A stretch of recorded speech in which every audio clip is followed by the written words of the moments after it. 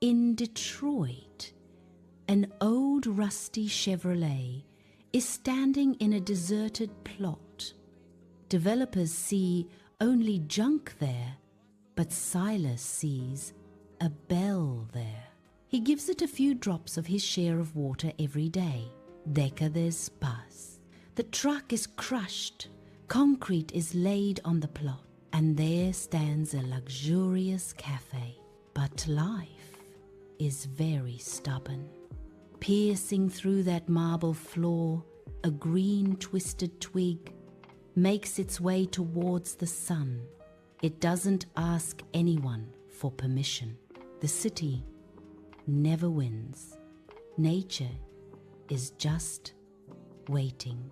That when concrete blinked its eyelids